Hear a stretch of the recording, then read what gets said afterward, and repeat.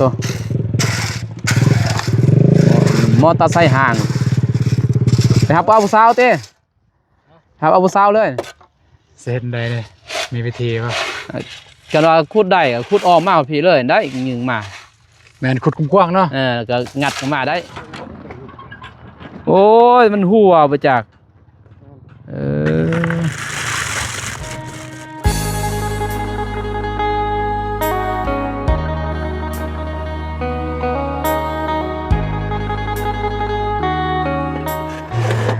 อย่างนี้เนาะเปิดภาพมากินที่ซองด้วยพี่น้องเด้อเนาะทางไอแดงเป็นยังทำกินเผาเลยยังไงเนาะกราบทักทายสบายดีสวัสดีพ่อแม่พี่น้องเมื่อสุขสุขคนพี่น้องทางไทยฝั่งลาวกันยินดีต้อนรับเข้าสู่ซองบ้านนุ่งคือเก่าเดิมพี่น้องเลยปวดเบาตูนตัวมอเตอร์ไซค์ห่างไปครับเอาผู้สาวเต้ครับเอาผู้สาวเลยขี่บากครับผู้สาวนี่เราไงโดยสไปเดอร์ยังไงเนาะมาใส่เฮ็ดแล้วคงกินคงนอนนี่แล้วสิมาหาไอ้แนงยังไปเฮ็ดกินเฮ็ดบ่เป็นเฮ็ดยังเฮ็ดก้อยเลยไอ้แนงเพิ่นนี่ได้คิงเอามือคิงมากลาย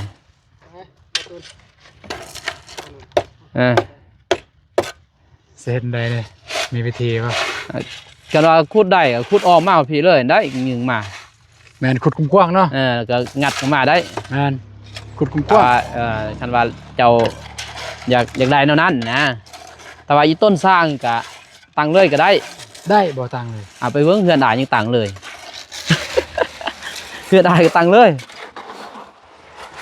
แต่ว่าจะว่าจะได้ก็ให้อ้ายทางอ้ายเพิ่นเฮ็ดแล้วจะได้ก็จะให้มาตรฐานเลยใช่ป่ะก็ขุดมาพี่แล้วพี่จะกว้างเลยก็งัดมานี้แต่ตัวนี้สิใหญ่ได้ตัวนี้ใส่แดงเนาะนี่ใหญ่ได้พี่น้องเลยเราจะว่าสิเอาก็ได้แล้วแต่เจ้าของเฮือนพี่น้องเลยเนาะบ่นุ่งก็แนะนำได้แต่ว่าได้ก็เอาได้ไปเต้นอยู่ไซด์ได้มื้อนี้บ่ได้เต้นมีแต่ไปนำนะอยากไปบ่อยู่เฮือนเซ็งแล้วก็ไปนำสบายดีไว้ดุก็คือทุกคนทั้งหลายมีความใส่ตังประเทศแล้วก็สวัสดีเด้อที่สามพาราลังจากคือเก่าสู่ซองพาลางเองสู่ซองยังแหละลาดวงตาอ๋อซองพอดวงตาไปอยู่โฮมติลูกพูดไปอยู่นั่งกันไปนั่งอยู่โฮมเด้อห่อนยังไงน้ำบนท่านแล้วบ่เจาะยังมือได้ผลเจาะนี่เด้น้ำปัจจุบันน้ำอ้ายอันนั้นมือได้ผลเจาะผลเจาะมือได้แต่เมื่อวานมื้อซื่นนะผู้ตัวเจาะหน้าบ้านบ่แม่นเราจะบริเจาะบ่เจ้าใส่น้ำกันบ่ก็เพราะว่าตอนแรกคิดว่าอ้ายเพิ่นบ่ได้เจาะนะน้องว่าสิเจาะด้วยของตัวเองเลยบัดแล้วอ้ายเพิ่นเจาะก็ใส่น้ำกันใส่น้ำเพิ่นก่อนเดี๋ยวมีแล้วก็สิเจาะเป็นของตัวเองบัดนี้โอ้เจาะบรรณาแพงนะก็แพงจักสิว่าจะได้แล้วแต่ว่าก็ใส่ได้น้ำดอกได้อยู่ดอกน่ะซองครอบครัวก็ได้มันไกลแน่40เด้40เมตรพุ่นอีซ้ำได้ซองครอบครัวซ้ำกินซ้ำอาบแม่นบ่ใส่น้ำกันนั่นแหละออกกันก็ได้ซอยอ้ายเพิ่นก็ได้แม่นบ่ได้ซอย2ล้านหรือ3ล้านก็ได้แต่พอ9ล้านบ่มันจะเป็น9ล้านจะได้บ่ได้ลงไปบ่นั่นบ้านแบงมื้อนี้จังว่าเบิ่งตัวจริงกันเพราะว่ากันสิลงเพราะอ้ายมื้อนี้บ่ได้ลงว่ายังเบิ่งเขาว่าสิจกดินเขานะอ้ายเบิ่งก่อนเพราะว่าถ้าบ่ลงก็เจ้าก็เบิ่งนี่ก่อนน่ะนะเพราะมื้ออื่นไอ้แดงก็จังมื้ออื่นมื้อฮื้อซะพอแดงก็มื้ออื่นก็หยุดเต็มแม่นบ่มื้ออื่นเพิ่นพักมื้ออื่นมื้อฮื้อพอเจ้าสิย่อมื้อวันจันทร์วันจันทร์จึงมาสืบต่อวันจันทร์จึงมานะเฮาจึงไป อย่าบอกวันเสาร์วันอาทิตย์เขาไปพุ่นโอเคก็แล้วบ่ น่าจะก็แล้วซองหนุ่ม เบาซ้ายบ่มีไปบ่ แม่น อืม มอบนำซ้ำซ ก็ อง แน่ ซ นั่ อน งหนุ่มเลย ก็แน่นั่นบ่ยากเนาะมือเดียวกับ2มือเขาก็แล้วได้มาก็ แล้วไว้ จั ยัง แม ดี ต แล้วไว้ จักแมตเจ้าเฮ็ดกว้าง บ่ได้แทกแต่ประมาณเบิ่งเอาน่าจะซองขึ้นว่า อ้าวเดี๋ยวได้ที่2อาบน้ำ แม้ตอนแรกเนี่ยตอนแรกว่าสิเฮ็ด แต่ของไทย เม็ดห้าห้องไทยกับห้องอาบอยาหันเลย แต่ว่ามันเบิ่งไปเบิ่งมา น้อย มันน้อย บ่มีห้องน้ แม่ในต้นก็เลยน้อง สอ ก็ งเม็ด มาเบิ่งใส่งบน้ำนองอีก ยัง คิด ไง ว่าน่าจะพออยู่อันนั้นคิดว่าน่าจะพออยู่แบบ ใส่จังซี่นั่นนะพ่ออยู่ แม่น ยังเท่าไหร่ยังต้องล้าน ยังหลายเติบอยู่เพราะว่าได้มาใหม่อีก แค่นั้นก็ได้อยู่นี่ ได้มาใหม่อีก อืม อันนั้นก็ว่าก็เลยคิดว่าถึกแล้วที่ให้ขยายอีก 2 เมตรเท่าไหร่2 เมตรทวนบ่ น่าจะเป็น2 เม็ดถ้วน 2คูณ2 แม่นตัวคุณซอง ก็เลยดีงามเลย2คูณเมตรห้าหรือเมตร8ก็ได้นะตัวกว้างเมตร8เพราะว่าลาเฮาเอานั่นเด้มันถูกอยู่2เมตร4จักบ่สังกะสีหั่นนะ นะ ให้อยู่ใส่ส่วนเดียว อ่ะจะไปซื้อผักบ่10 เฮ็ดบ่ โอเล่10 เฮ็ดกินบ่ ให้เพิ่นเฮ็ดกิน ได้แล้ว อ้ายก็ทากินกินข้าว ได้แล้ว ไปหานอกเพิ่นกัน โอเคไปเฮ็ดโลด เฮ็ดกินน้องเดียวเพิ่นเฮ็ดบ่เป็นคือมื้อนั้นหั่น ได้แล้ว มีคนบ่ไอ้สู้บ่ยังไงว่าเฮ็ดก้อยงัวนี่ไอ้ก้อยกล้วยเฮ็ดยังไงก็ได้แล้วนะคิดเลยบ่ยาก ผักบัวหอมป่น อำบัวอำปน ผักหอมเปรย์ผักแพรวหัวคาบ่ใส่หัวขิงเจ้าจนไปซื้อหัวขิงมา สัตว์ซื้อได้อันใดมันบ่เป็นเฮ็ดมันสัตว์ซื้อลีได้อันใดมาตื่นพี่น้องเอ้ยเนาะเพิ่นบ่เป็นเด้เพิ่นก็สิเฮ็ดหลายโพดเห็นว่ากะไอ้แดง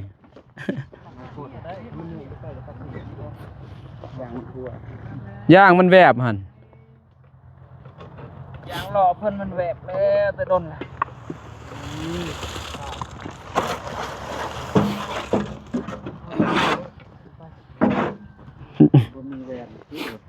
รถบ่มีแวน บ่เห็นเนาะ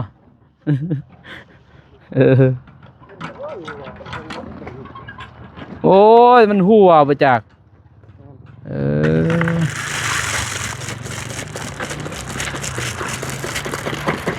ขวนดินลงไปน้ำอีก ผสมเลยดินผสมน้ำเนี่ยง มือตั้งเสานี่นะเฮ็ดจังได๋แน่ บอกบัดได้ครับศาสนาพุทธบัดเจ้าก็ ศาสนาที่ จะไปทำบ้านก็งงอยู่แล้วเว้ยจะเสียจะได้ แบบว่าสิ เสียคือพวกอ้ายบ่ คล้ายๆแบบนั้น แต่เอาหมอเหย้าอยู่บ้าน แม่น ก็มีแต่ แล้วสิให้อ้ายเลยเป็นหมอเยา เสานะบ่แม่นหมกสิเป็นตอง บ่จังซี่เพราะว่าเฮาคือสิว่าเว้าไลฟ์คลิปไปแหละ เฮายังอยู่นำพ่อแม่นะเฮาบ่สามารถสิเว้า โอเคแม่น ว่าเป็นเดือนเป็นชาตินะมันเวลาตั้งเศร้านี่น้องสิบ่เว้าหยังเลย มีแต่ว่า ตั้งขึ้นซื่อ คันว่ามันแนวนั้นมันยากก็เว้าอ้ายก็ได้นะ ๆ เข้าใจบ่ มันของอ้าย คันแนวนั้นก็เจ้าก็บ่ต้องเอาอยู่บ้านเมืองก็ได้ จะไปเอาหมอหรือว่าหมอพรก็ได้เข้าใจบ่ นั่นแหละหมาพร เอาหมอพรอยู่วัดว่าแหล้วคือน่ะเพิ่นนั่นนะสารวัตรเพิ่นนั่นแหละศิรวัตรนั่นแหละมาเพิ่นให้เพิ่นมาย้ายภูมิย้ายหยังกันว่าจะบ่แม่นเพื่อนเจ้านะเจ้าเพราะว่าฮีดข้องทางบ่ตูนนี่สิเว้าบ่ได้พี่น้องว่าเป็นเพื่อนนะเพราะเฮายังบ่ทัน ได้มีครอบครัว เพิ่นมีครอบครัวนะ นี่นะ เว้ายังบ่ทันได้นะพี่น้องก็เข้าใจอยู่เพราะว่าเว้าได้ก็ได้นะมีแต่มามันก็มีแต่ว่าเฮ็ดเฮือนนี่แต่ว่าบ่ตูนก็ได้อยู่แต่ว่าเฮ็ดตามศาสนาพุทธก็ได้คันว่ามันบ่เตะต้องได้ทางครอบครัว บ่เตะ คันนั้นบ่เตะบ่ บ่เตะเลย ถามแล้วพ่อแม่ถามแล้วแม่ ได้ คันนั้นมีแต่ไปเอาหมอพรเพิ่นมามือย่อเลยเฮ็ดเลยมื้อนั้นก็ได้ จะคน เฮ็ดคืออ้ายฮะ จะคน ผู้เดียวเพิ่นนั่นแหละ ผู้เดียว สิโทรหาทางพ่อแกะเพิ่นที่เพิ่นเฮ็ดเรือนอ้ายเด้ ให้เพิ่นเท่าใด ใส่คันหรือ300,000บ่คันคู่เพิ่นคันคู่คันขายเพิ่น มันแต่ฝากน้ำอ้ายแล้วตัวนี้ซั่น บัดสิเอามาเพิ่นนั่นเด้ขี่รถจักรมาเลยเนาะ โดย แล้วสิโทรทำแล้วรถจักรมาเลยขี่รถ แปล จักร ว่าครบสบายง่ายๆซะน้องสิลงมือเฮ็ดเลยมันก็มันยากกันนะนั่นน่ะนั่นแหละเฮาสิแฮกก็เฮายังอยู่นำพ่อนำแม่สิว่าจังได๋นั่นแหละจึงอยากปรึกษาอ้ายนะถ้าอ้ายสะดวกนะก็สิ ได้ เห็นบ่ บ่เป็นหยังเนาะ น้องลมกับไอ้แดงไว้แดงเวลาเฮ็ดเฮือนนี่บ่ต้องบอกว่าของน้องเด้อบอกว่าของไอ้อนงก็ได้นั่นน่ะนะเป็นของไอ้อนงนะ เพราะมันเป็นตัวนี้มันซอยเรือพี่น้องเนาะซอยเรือแต่ว่าทางเฮ็ดของเพิ่นนี่มันบ่ทันเอาลูกเอาเมียเพิ่นก็ถือนะพี่น้อง แม่นถือ มันเป็นชนเผ่าเด้เฮาก็เสือถือเพิ่นน่ะนะ แม่น เฮาลบหลู่บ่ได้ในสิ่ง สิ ที่ เว้า เรา เนี่ เห็ ย น ถ้ามันสิเอาตามฮีตของประเพณีของน้องเลยนะ เออ คันกระเทินเฮาแตะต้องจังซี่เฮ็ดแล้วละปะบ่ได้เฮ็ดแล้วต้องแล้วเลยคือไอ้เฮ็ดนั่นแหละน้องบอมน้องสลีหยังนั้นเฮ็ดปุ๊บเฮ็ดแล้วต้องแล้วเลย เมาคันเฮามีเงินเฮาจึงเฮ็ดอันนั้นเนาะ แม่นมีเงินเป็นก้อนใหญ่แล้วก็เฮ็ด จึงเฮ็ด จึงแล้วเลยแบบนั้นนะ ถ้าเฮ็ดแล้วหยุดเฮ็ดแล้วหยุด มันบ่ได้ เสียราย มันเสียรายมันเคิกเวียกงาน เฮ็ดหยังบ่ได้อีก ยังบ่ได้นั่นน่ะนะเพราะฉะนั้นน้องจึงว่าอันนี้สำหรับน้องนะน้อง บอกน้ำก็ได้ว่าเป็นเพื่อนช่วยเหลือนั่นเด้อ แม่นแบบเฮือนคือทางน้องเอิ้นจะเอิ้นว่าประมาณว่า เพื่อนช่วยเหลือของบ่ เฮือน ตูน ลาวเฮือนเวียด เออ เขาเอิ้นจังซั่นนะเป็นเฮือนผู้อื่นนะมันเป็นเฮือนเฮานะ นี่ เป็นผู้อื่น เพื่อนเพิ่นช่วยเหลือให้เฮานะแต่ว่าเฮาจะประกอบส่วนเล็กน้อยแล้วแต่เฮาน่ะแต่แม่นอยู่แต่ว่าน้ำมันเป็นน้ำแต่ผู้ใหญ่เพิ่นซอยทางเฮาแต่ว่าเฮาก็เอิ้นว่าแนวนั้นจังบ่เตะต้องทางเจ้า แม่นแต่ว่าฮอดมื้อนั้นก็อยากสิฝากน้ำอายเลย เดี๋ยวเท่าใดก็ทางน้อง โจกมื้อนั้นจะมาอยู่นี่แล้วมาแต่งอยู่นี่ ได้ ทางอ้ายสิแต่งให้สร้างดอก ได้ สิแต่งอีหยังก็แต่งอยู่นี่เลยให้ ได้ ให้เพิ่น ในมื้อวันจันทร์นั่นแหละก็อยากให้มาแต่เช้า ประมาณจักโมง6โมง7โมงเนาะ ทัน 8 9โมงผู้ดีไหน ๆ8 9โมงบ่หยอ ย่อผู้ดี ก็ 8 9โมง แต่สำใดก็ได้ เพียงว่าบ่ให้10ขึ้นไปเนาะก้าวลงมาได้นะ ได้ ผู้ดีแหล้วผู้ดีมาก็6โมงเด้พวกอ้ายมานะ ได้ มากับพ่อเพิ่น6โมง7โมงผู้ดีแล้วย่อเลย7โมง ได้ แต่ว่ามือย่เช้ากลางกันให้ย่อแต่7โมง8โมงก็ได้7โมง8โมง แต่ว่า เช้ากลางบ่หยอก่อน แม่นเช้ากลางย่อก่อนก็จะไปซื้อ มีหยัง คือ แน่ที่สิ ซื้อไส้นี่บ่ซื้อไส้แล้วก็ซื้อไปหากล้วยหาอ้อยนี่กล้วยก็มีแล้วนี่ นี่อ้อยนั่นก็ได้ป่ะ กล้วยก็ได้เลยหันไปเอาอ้อย ไม่ใช่ ต้นอ้อย อ้อยเนาะ ต้นกล้วยแล้วก็คูนใบคูนนี่เด้ มันยังใบคูณ เอ้าใบคูนนี่เด้ใบคูนใบหย่อผู้เจ้าบ่ บ่มันยังอะไรใบคูณเนี่ย เอ้าใบเหลืองๆอะนะใบคูนดอกเหลืองๆเห็นบ่โตอยู่วัดนั่นนี่เห็นบ่คันบ่มีก็เอาแต่ใบอันใบคูนอยู่คืออันใดก็มี อันดอกนั้นบ่ ใส่บ่มีนะอยู่นี่ อันเด้ดอกเหลืองๆอันเด้ บ่แม่นอันดอก พุ่นนะอยู่อันใดก็มีไปเอาอยู่อันใดฮักเอาอยู่หั่นอยู่อันใหม่เอาอยู่หั่นตัวบ่ยาก เกี่ เกี่ ย ยว ว แต่ ไงเนาะ เช้าเนาะตอนนั้นเนาะแล้วก็เกียมแต่มือตัวอย่างมืออื่นยอมือเกียมแต่มือนี้ เฮาเตรียมแต่มื้อนี้นะจ้ะบ่หาไว้มาไว้ก่อนจ้ะบ่แต่คือเจ้ามันก็ง่ายนี่ก็บ่หาเกี่ยมดอกเลยไปฮักเอาหั่นปึ๊บพี่น้องอันก็จกเอาอันนี้ตึ๊บแล้ว อืม เว้านงมาแต่พุ่นก็ฮักเอาให้เพิ่นเลยอยู่หั่นใบคูณเอามาเลย มันแต่ตัวไปซื้อนี่มันแต่ไส้เนาะ ใส่แล้วก็พายก่อนเด้พาย พายใหญ่เห็นบ่ พายก่อเจ้าบ่ก่อใส่พายมงคลนะเพิ่น กายมงคล ถามเพิ่นเอิ้นว่าเพิ่นฮู้ดอกเอาพายมงคลแน่ก่อหนึงเดียว ได้ แล้วก็แล้วก็เอาพายมัดเด้มัดใส่เสาหั่นก่อหนึงก่อเจ้าพายมัดพายขาวใหญ่ ตัวมัดตัวใหญ่ๆซำนี้ ๆพายขาวมัดใส่เสาเฮือนอันหนึงซั่นเห็นบ่ ได้ แล้วก็คันว่ามีคันว่ามีเหรียญจากบ่เหรียญบาทเหรียญอิหยังก็ มี มา อยู่ตัวนั้นเหรียญเนี่ยโอ้จักไปใส่แล้วเหรียญ มันมีก็มาใส่ ได้นำเสื้อที่ผู้ใหญ่เพิ่นฝากมาอยู่ในธงทรงธงเสือจำเอ้าเหรี ลาย ย ญ เติบจักอัน เหรียญเดียว เว้นอยู่รถบ่เตียงบ่จักเขาเห็น จังหวะสิแม่นและหันซั่น ก็เห็นอยู่เรียน10อยู่รถบ่เตียงยัดอยู่หั่นบนจับอันกล้องเรียน เอา 10 เหรียญในมาทิมใส่นี้บ่ หมดกลางก็ได้คันดีแท้คืออ้ายมันลายเด้ตอนนั้นนี่หมดแล้วสิ ทุกเสาเลย กูเซาเลย18เซา ป้าแสดงแต่ไซส์เนาะ18เหรียญ อ้ายเอามาแต่พุ่นซ้ำนี่ใส่หมดเลยแล้วบ่ฮู้ว่าเจ้าสิเฮ็ดแบบนั้นเด้บ่อาจสิปาไว้น่ะคือว่าสิเฮ็ดตามฮีดข้องนะอ้ายถามตอนนี้ว่าฮีดน้องเองนะอ้ายก็เลยว่าใส่หมดเลยแหละบ่สิเก็บไว้ให้อยู่ คัน ก็ได้อันก็ไปเอานั่นก็ได้แผ่นทองก็ได้นำนั่นเด้แผ่นทองนำครูบาอาจารย์เพิ่นตัวเขาไปเอาแผ่นทองก็ได้แต่บ่แผ่นทองแผ่นเงินมาพังกว่านี้ก็ได้เสากลางเลยพี่น้องบ่ สิข เสา อก ลาง ได้นำเพิ่นบัดนี้ ก็ขอบูชาเขาก็เว้าน้องบองก็ฮู้น้องบองเคยไปเด้ อืม หรือให้น้องวัดซีก็ได้น้องวัดซีก็ฮู้เด้มีแต่ว่าขอนั่นแผ่นเงินแผ่นทองแน่นั่นให้เราเขียนให้เพราะว่าสิพังไว้อยู่นั่นนะเสากลางนะบอกเสียเพิ่นฮู้โลดเจ้าบ่อาจารย์เพิ่นสิฮู้ฮักแต่งคันยังไงเพิ่นให้เพิ่นเด้อพอหันเป็นใหญ่ซื้อเลยเด้อคืออ้ายเสีย2ชุดยินบ่อ้ายสิสูตรก่อนน่ะนะสูตรหมดเลยบ่นี่สูตรออกหมดเลยน่ะเจ้าบ่ตัวนี้มันมีแต่สิถามเบิ่งอ้ายสิถามตะแรกเด้อ ได้ คันเราเพิ่นสูตรได้ก็มาสูตรก่อนก็ได้น้อยแดงเนาะคันว่าสูตรก่อนก็ได้เนาะสูตรไว้เนาะ เป็นหยัง แต่ว่ามือย่อจึงเอาบ่พรขึ้นเนาะเสร็จแล้วบัดเพิ่นมาตั้งเสาเอกเสาโทให้เนาะ ได้ มื้อนั้นก็ตั้งแต่ว่าพระอาจารย์เพิ่นมาก็ตั้งได้ อาจารย์มาตายบ่เอาแต่พรนั่นแหละ เอาแต่มาพรบ่ เนาะเอาแต่มาพร มาพรก็ได้มาพรเพิ่นมาย้ายให้เนาะย้ายออกก็แล้วจบมีแต่มือเดียวเนาะย่อมือนั้นก็พอแหละ มือย่อโลด เออ คนง่ายแล้วให้จังย่อเลย เพิ่นย้ายก็ย่อเลยมื้อนั้น กินข้าวน้ำกันแล้วก็จบ ใส่เนื้อมัน ก็แล้วมีแต่มือนั่นแหละอาจจะโทรบอกเด้อโทรบอกเพิ่นทางพ่อแกะเพิ่นพี่น้อยเนาะเพิ่นก็ไปรายงานตอนผูกแขนนั่นเด้น้องอีว่าเพิ่นก็มาเพิ่นเลยเฮ็ดให้แต่ว่าเฮ็ดตามศาสนาพุทธนะบ่แท้ก็แล้วแต่เฮาความเชื่อเฮาแหละพี่น้องเนาะเพราะเฮาก็บ่ฮู้ดินฮู้ดอนน่ะนะเนาะว่าดินสมัยตะกี้จักดินเป็นได้เฮาบ่ฮู้เด้ว่ามีหยังอ่ะนะเนาะ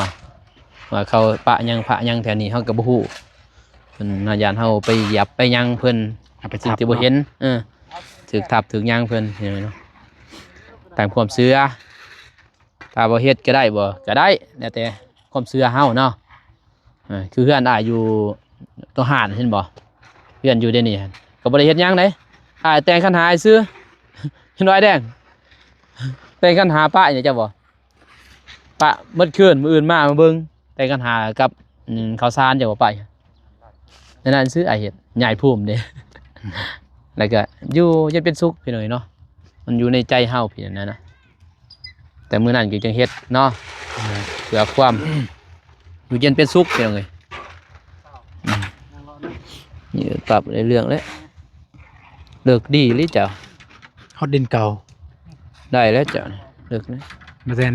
เสานั้นแล้วสิบ่ได้กันสิบ่ได้ หาพี่น้องติมา พี่น้องก็บ่ทันและโมงนี้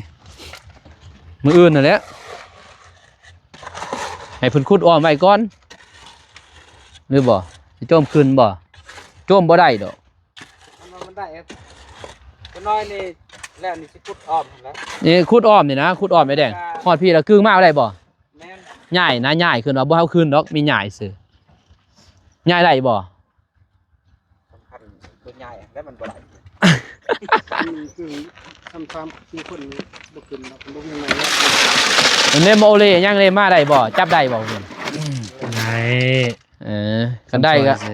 กันได้ก็ให้คนมามันงัดซื่อๆนะงัดซอยขุดอ้อมแล้วก็งัดนะทางง่ายเพิ่นสิขุดไว้เพราะว่าเฮาบ่อยากตั้งมันเนินนี่เด้ได้มันอยู่ข้างกลางเด้จ้ะบ่มันข้างกลางก็เพิ่นขุดบ่ได้เด้มันจะเป็นหินผ่านเลยตอนนั้นไอ้ก็ปาเลย เป็นสามคุมสองคุม ฮะ สอง สามคุม สอบ1 3คุมบ่ นาเด้ขนาดน่ะนาเติบได้ขนาดน่ะ แย่กันนี่นะ นาลีน่ะ ก็อยากให้มันมาทานนั่นแหละเนาะ อืม มาทานดี บ้านประมาณ10 เส้น ๆ 10 10 เส้ เส้ น นสำนี้เนาะ โหนาเด้ขนาด มันบางหลายกับหวยบัดย่อเสาเอาเสาลงปุ๊บ เดี๋ยวมันแตก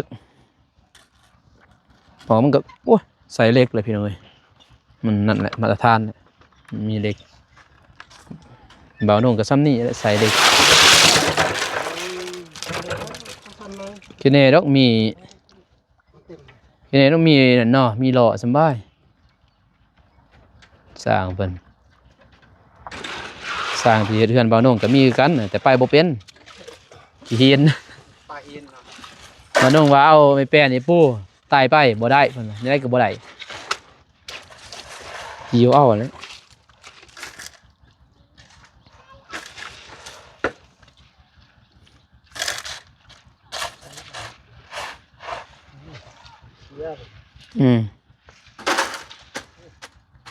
ใหม่บ่หางมใหม่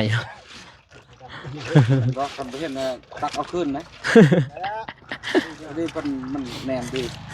น้ำมันนี่นะน้ำปูนมันเหมือนนี่มันมืนมันเพียงดี แน่นดีเนาะ มันเพียงดี เสือสร้างเพิ่นอยู่เนาะเพิ่นมาตรฐานจากไทยปีเลยพี่น้อง โอ้ยเสียอะไร 20กว่าปีเลยสร้าง20กว่าปีเลยเสือเพิ่นกำลังฮู้อยู่เนาะเจ้าเพิ่นเฮ็ดด้นน่ะเด้เพิ่นว่าเพิ่นเฮ็ดด้นพี่น้องแต่เฮาก็บ่ฮู้ว่า20กว่าปีเพิ่นบ่ฮอดบ่ บ่ได้ตัวยังทอง ฮะจักปีล่ะอ้ายจักปีแล้วอยู่โดย สามใต้นี่แหละ 35 37 38 โอ้ นั่งหนุ่มเนาะ ซัมมอนั่นเลยเนาะมาเจ็บ เท่านั้นหนุ่ม ตอนวัยรุ่นก็สิหล่ออยู่เนาะ รอเลย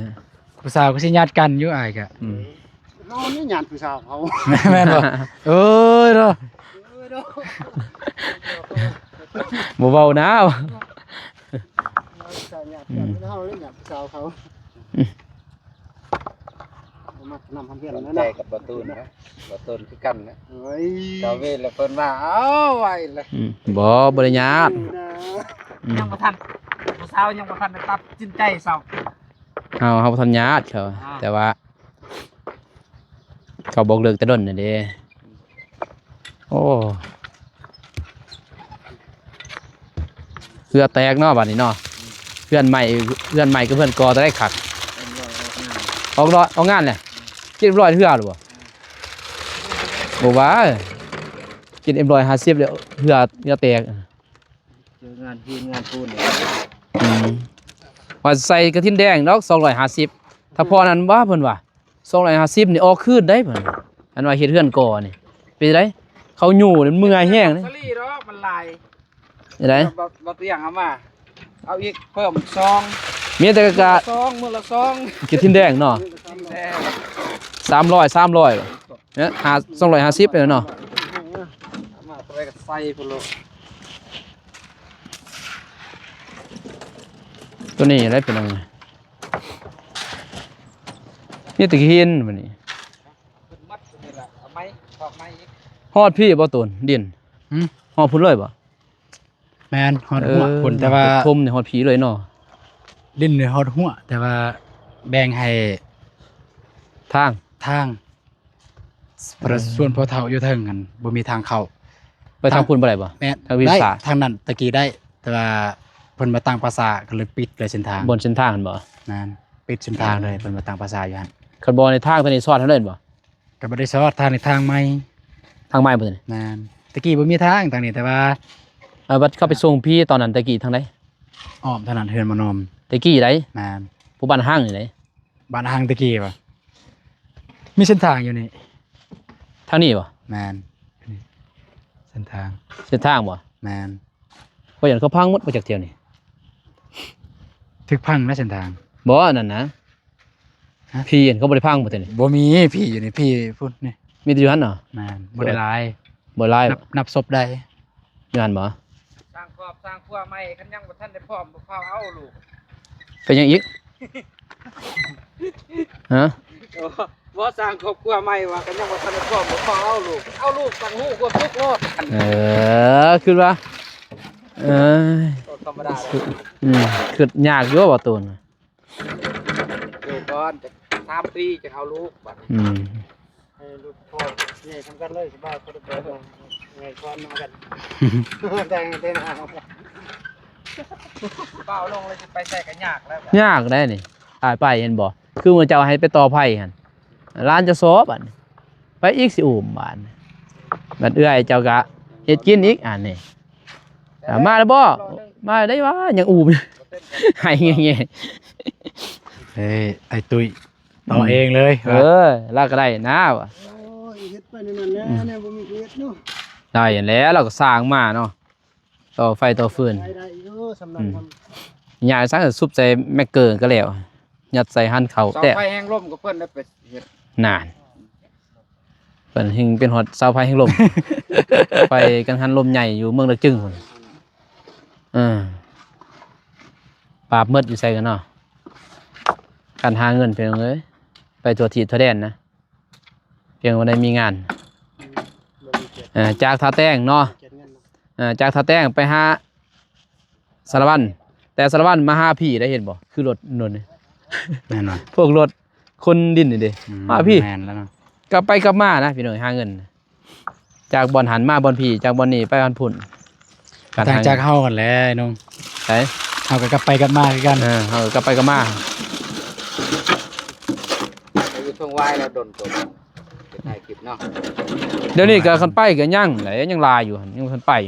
นี่ลายังละเวลานี่แหละคือบ่ตูนก็เฮ็ดเฮือนบัดนี้โจ๊ะบ่นุ่งก็เฮ็ดเฮือนโจ๊ะนี่น่ะ เอาเลยเนาะ บ่เจ็บก็เสียเฮือนอีกบัดบ่ตูน มีแผนคือกัน อยู่ไสดินเพิ่น ฮะ เห็นไปเบิ่งคือว่าไปเลาะเลย ดินหลายแต่ โอ้เดินมาตะกี้สิได้จะเอาเดินตะกี้ เบิ่งในคลิปบ่เจ็บเอาดินว่าดินมาหลายแท้เขาว่าบ่ทันกระแม่นบ่นี่กระแม่นเว้ยไปดึงเอาอยู่ได้บ่ได้สบายอยู่เนี่ยนี่ไปสีเอาอยู่นี่ก็ได้เด้ก็บ่ตู เดิ น นจับจองอะนะ ได้บ่เอากะ กันน่าจะได้เยอะกันได้กับดินขี้หินนั่นแหละ บนโน่นนั่นบ่ แม่น บนลักษณะนี้ อยู่หลักสถานีนั่นแหละ โอ้หินเด้ตะใหญ่กว่านี้เด้ใหญ่กว่าอ้ายเด้ ใหญ่ บัดก่อนี่โอ้เนาะยากแม่นบ่สิขุดบอกกันเอาดินถมได้บ่เนาะถม ก็น่าจะได้เยอะ แต่มันโน่นอีกมันอยู่โน่นมันคือเก่าโน่น น้องบ้องท่านมาบ่ คาเบียร์ เป็นใคร เพิ่นว่าบ่สบายยังบ่ทันได้ลงไปเบิ่งเทื่อเด็กจักหน่อยแล้วสิลงไปเบิ่ง เป็นใครแล้ว นะ ไปเบิ่งน้องเพิ่นหน่อยเป็นใครเป็นนาวเลยซื้อยุกซื้อยา เสียงมันตั้มกินแรก แน่นั่นแหล้วก็ในเรื่องนะเจาะความแข็งมันจักแมตตูนเบากันจักแมตเพิ่น 8 เมตรกว้างยาว12 นี่เหรอ นะ 8 เมตรคูณ10จากเสา 15เซา เอา2เสาไปอยู่ซ้ายบัด ครับ 3เสาพุ่นแล้วขึ้นครัวคือบ่เฮ็ดเลยขึ้นครัวเลย เฮือนครัวอยู่นี่เลย ฮะ เฮือนครัวเนี่ยอยู่นี่เลย อยู่ในนี่เลย ที่เรือนก็เอาไว้ ถ้ามีแผนเฮ็ดหาน โอ้ ก็ เห็ สิ นหารก่อนเลยเนาะ แม่น ก่อ3เสาบ่ได้แล้วซื้ออีกเสานึง นะ สี่เสา เพราะว่าอนาคตมีแผนแบบอยากเฮ็ดหานเด้ทบอยู่นานล่ะแต่ว่าเอาไว้เลย อีกซื้ออีกเสาหนึง ซื้อเสานึงมาใส่บ่ซื้อก็ได้ถอกเลยหมูมาขายนะ ถอกก็ได้ เสานึง ถอกก็ได้ เสาหนึ่งบ่ได้ขายเด้อขายอยู่แต่เขาสิมาส่งเฮาอีหยังมีไผมาส่งมันว่าอ้ายเราเสียเฮือนบ่ล่ะ แม่นก็วางแผนไว้แต่ตอนนี้แหละมันก็ถมดินไว้แล้วก็เจาะน้ำไว้ โอ้ ก็น่าจะบ่แม่นปีนี้ดอกเทื่อแต่ปีหน้าปีหน้า เก็บเงินก่อน แม่น เฮ็ดทีละอย่างทีละอย่างนั่นแหละ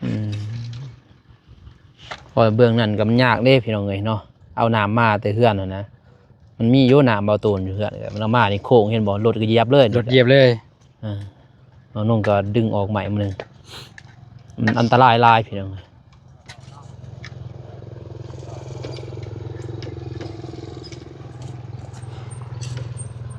ไปมาไป สิปล่อยคลิปก่อน โอเคปล่อยพี่น้องเอ้ยพี่เบาดำโอ้มาส่งฮอดพี่เว้ยเสี่ยวส่งดินบล็อกฮอดพี่อีกสองเที่ยวแล้วบ่โอ้ได้เงินอะไรเด้มันก่อนเท่าไรเด้มันขาย เอาไก่นี่เนาะ ใกล้แล้วมันถือกเด้ เพิ่นไก่ ราคามันถือกสิใกล้นี้ แม่น ยังหรอ ลูกค้า พอดีแล้วจะไหนเอาไป ไปซื้อขึ้นลูกค้า โอ้ยเซฟนี่เลยเนาะเซฟขี่รถเลาะอยู่นี่หัวหน้าสร้างหิ้วเข่าได้เซฟเลาะเลยอยู่เซฟกะห้าซื้อเครื่องบ่ครบเจ้าเถื่อนสร้างนี่จนสิอ่อนเพลียเลยนี่โอเคพี่น้องเอ้ยเนาะทางไอ้แดงเพิ่นก็สิพักผ่อนก่อนกินข้าวกินน้ำก่อนพี่เนาะตอนแรกบางทีบ่าวนุ่งสิแวะมาพี่เนาะหลังจากเพิ่นแหละทางเบิ่งอยู่ดินก่อนพี่เนาะถ้าว่าเพิ่นไปจกอยู่หั่นพี่น้องเอ้ยเนาะไปเอาเขาดินพี่น้องเอ้ยเอาคลิปนี้บ่าวนุ่งก็สิจบเพียงก่อนพ่อแม่พี่น้องเอ้ยเนาะว่าสิคืบหน้าไปฮอดไซเนาะก็รอติดตามเบิ่งตามชมเด้อพี่น้องเด้อเนาะทางบ้านส่วนมาผู้ที่ซอยเรือทางบ้านบ่ตูนพี่น้องเอ้ยเนาะอาจจะไปหอดไซพี่น้องเนาะเอาคลิปนี้บ่าวนุ่งก็ขอจบที่นี่ก่อนขอไปเนาะขอให้ดีๆมีแรงหมดสุขสุขคนพี่น้องคลิปนี้ขอกล่าวคำว่าสบายดีเด้อพี่น้องเด้อไปบ๊ายบาย